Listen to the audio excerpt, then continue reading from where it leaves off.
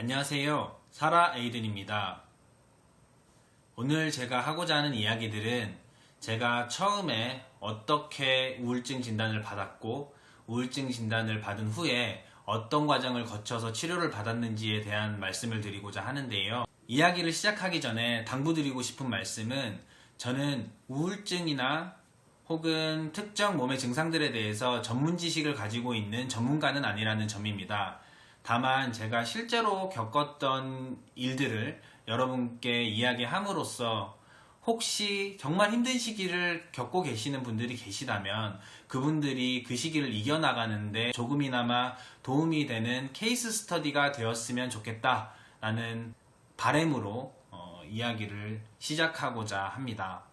제가 처음에 병원에 갔을 때 그 가기 전에 그 과정들을 돌아보면 극심한 스트레스와 여러 가지 전조 증상들을 겪고 있었음에도 불구하고 나는 당장 병원에 가서 치료를 받아야 해, 진료를 받아야 해, 상담을 받아야 해 이런 생각을 직접적으로 하지 못했던 것 같아요. 막연하게 나는 힘듦이 있고 이것을 극복해야 해 라는 생각은 하긴 했지만 전혀 그것을 이겨낼 힘이 없었음에도 불구하고 누구에게도 도움을 청하지 못했었어요. 제가 병원에 가야겠다라는 생각을 하지 않았던 이유 중에 하나는 주변에서 그냥 막연하게 들려오는 이야기들 중에 정신과에 가서 내가 우울증 진단을 받고 상담을 받고 치료를 받으려면 엄청나게 많은 비용을 써야 한다라는 이야기들이 있었거든요. 그래서 비용이 걱정됐던 부분들도 컸던 것 같아요. 병원에 갔던 계기가 우울증 치료가 목적은 아니었습니다. 그냥 되게 평범한 평일날 아침에 일어났는데 눈을 뜨고 나서 몸을 전혀 움직일 수가 없었어요. 단순히 피곤해서 라는 기분이 아니라 뇌부터 발끝까지 내 몸이 스펀지가 되어서 물에 푹 적셔진 느낌? 그래서 눈은 떴지만 내 팔다리가 묶여서 아무것도 못하는 그런 느낌이었어요. 병에 걸린 것 같다. 이거는 분명히 어떤 몸에 문제가 생겨서 내가 아무것도 할 수 없는 것 같다라는 생각이 들어서 병원을 검색하기 시작했어요. 너무 피곤하니까 단순히 나는 극심한 피로, 이런 현상이 일어나는 이유, 원인을 찾아야겠다라고 해서 만성 피로 뭐 이런 키워드들로 검색을 했는데 제가 살고 있는 곳 주변에 정말 직관적으로 피곤을 해결해 주겠다라는 뜻이 담긴 그런 이름을 가진 병원을 찾았어요. 그래서 예약을 하고 병원으로 찾아가게 됐죠. 가서 보니까 이 병원은 평범한 내과 혹은 가정의학과 뭐 이런 병원이 아니라 정신의학과를 전문으로 하는 그런 병원이었어요. 그렇게 병원에 가서 의사 선생님과 상담을 받았는데 의사 선생님께서 뭐 다른 몸의 이상 이런 것들은 언급하지 않으시고 우울증 같으니까 우울증 검사를 받아보자 라는 말씀을 하시는 거예요. 검사는 총 3가지를 했어요. 우울증 검사, 긴장도 검사, 그리고 피 검사 이렇게 3가지를 했는데 우울증 검사 같은 경우는 문답 형식으로 제가 작성을 해서 그 점수를 매겨서 진단을 했고요. 긴장도 검사 같은 경우는 몸에 전극을 붙이고 기계로 측정을 했어요. 피 검사 같은 경우는 제가 궁금해서 여쭤봤어요. 우울증 진단을 받는데 왜 피검사를 해야 하느냐라고 선생님께 물어봤더니 우울증을 지속적으로 앓다 보면은 몸의 다른 장기들도 문제가 생길 수 있다. 그래서 갑상선이나 간 같은 장기들의 상태를 체크를 해봐야 한다. 뭐 이런 말씀을 하시더라고요. 그래서 총 3가지의 검사를 받았고요.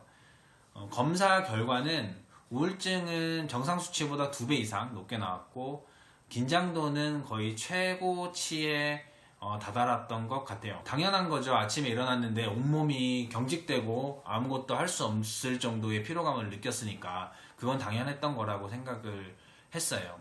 피검사의 결과는 그때 당시에는 큰 문제가 없는 것으로 나왔는데 몇 개월 지나고 제가 우울증 치료가 끝나갈 때쯤에 검진을 한 번 더 받았거든요.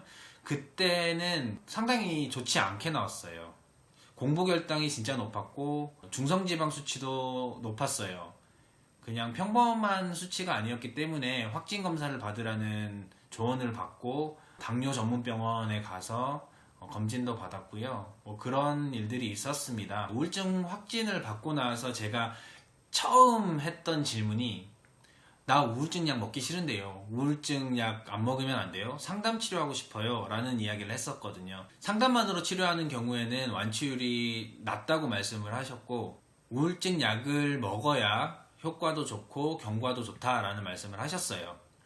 그리고 혹시 우울증 약을 먹었다가 끊지 못하는 경우, 그것을 걱정을 하는 것이라면 끊어야 하는 시기가 오면 우울증 약을 끊을 수 있도록 충분히 책임지고 도와주겠다라는 말씀을 하셨어요. 저는 그렇게 우울증 치료를 시작했습니다. 치료를 받는 과정들을 말씀을 드리자면, 먼저 저는 두 가지 약을 처방받았는데요. 우울증 약, 그리고 긴장을 낮춰주는 약, 이렇게 두 가지를 처방받았어요. 우울증을 겪으면서 정말 힘들었던 점이 극심한 불면증이었어요. 정말 불면증이 심해질 때는 멜라토닌을 처방받아서 복용을 했었습니다. 우울증 약 같은 경우에는 처음부터 정량 복용하진 않았고요. 우울증 약을 먹을 때 부작용이 생길 수 있다고 해서 극소량부터 조금씩 양을 늘려가는 방향으로 그렇게 복용을 했습니다. 그렇게 총 6개월 정도 우울증 약을 복용하게 되었고요. 우울증 약을 끊는 과정도 처음과 같이 조금씩 양을 줄여가면서 우울증 약을 끊게 되었어요. 여기까지가 제가 우울증을 치료하게 된 계기 그리고 과정이었습니다. 저는 우울증은 서서히 젖는 가랑비 같다고 생각을 해요. 만약에 우리가 칼로 베이거나 떨어져서 다리가 부러지거나 이런 증상들을 겪으면 고통도 심하고 당장 병원에 가서 치료를 받아야겠다고 생각을 하잖아요. 그런데 저 같은 경우에는 우울증이 지속되고 그리고 진행되고 있음에도 내가 병원 가서 치료를 받아야겠다라는 생각을 전혀 못했던 것 같아요. 그래서 인지하지 못하는 그런 순간에 어느 순간 우리는 우울증을 겪고 있을지 모른다라는 생각을 하고요. 여러분께 드리고 싶은 말씀은, 혹시 지금 힘듦을 겪고 계시다면, 고통을 겪고 계시다면 더 고민하지 마시고 가까운 병원에 가서 의사 선생님과 상담을 하셨으면 좋겠어요. 여러분이 힘든 것은 여러분의 잘못이 아닙니다. 그리고 지금 우울증 치료를 받고 계시거나 받게 되시더라도 이것은 전혀 부끄러운 일이 아닙니다. 무엇보다 중요한 건 우울증 치료를 받은 후에 지금보다 더 나아진 삶, 정상의 삶, 이런 것들을 찾는 것이 더 중요하다고 생각을 합니다. 제가 한 가지 이야기를 해볼게요. 만약에 제가 일출을 보러 바닷가에 갔다고 칩시다. 바다에 가서 갯바위 위에 올라가서 해를 보다가 발을 헛디뎠어요. 그래서 바다로 빠지게 됐는데 저는 수영을 할 줄 몰라요. 허우적대고 밖으로 나오려고 발버둥 치지만 해류에 휩쓸려서 깊은 곳으로 계속 빠져가는 거죠.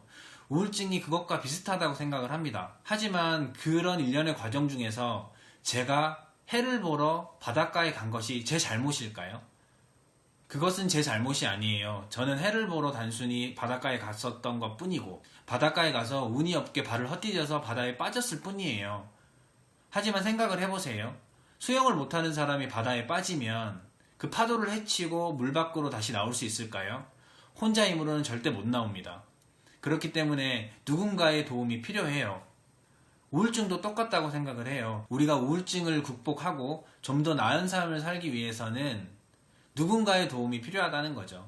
저는 그래서 그것이 정말 좋은 병원에 가서 치료를 받는 것이 시작이라고 생각을 해요. 한 번에 물에 빠졌다가 구출됐다고 해서 다시 평생 물에 빠지지 말라는 법이 없잖아요. 그러면 다시 물에 빠질 때를 대비해서 우리는 수영을 배워야겠죠. 그런데 수영을 배우는 게 하루 이틀에 되나요? 안 돼요. 몇 개월이 걸리겠죠. 그런 노력들이 필요해요. 하지만 우리는 우울증에 걸리거나 우리가 힘듦 속에 있으면 바로 당장 즉시 거기서 빠져나오려는 생각 때문에 오히려 그 상황이 더 힘들게 느껴지는 것 같아요. 수영을 처음에 배우게 되면 힘들겠죠. 적응하기도 힘들고. 하지만 못 배우는 것은 아니거든요. 다만 배우고 수영을 잘하기까지 시간이 걸릴 뿐입니다. 우울증을 회복하는 과정도 시간이 걸릴 뿐이지 불가능한 것은 아니에요. 제가 치료하는 과정 중에 스스로 되뇌어보고 많은 생각을 하면서 깨달았던 것은, 우울증은 고칠 수 없는 것이 아니라 조금 더 나아지려고 계속 지속적으로 노력하다 보면 언젠가는 우리는 회복될 수 있다는 거죠. 그래서 마지막으로 여러분께 드리고 싶은 말씀은, 여러분 정말 힘들지만 우리 같이 살았으면 좋겠어요. 건강하게 살아봅시다.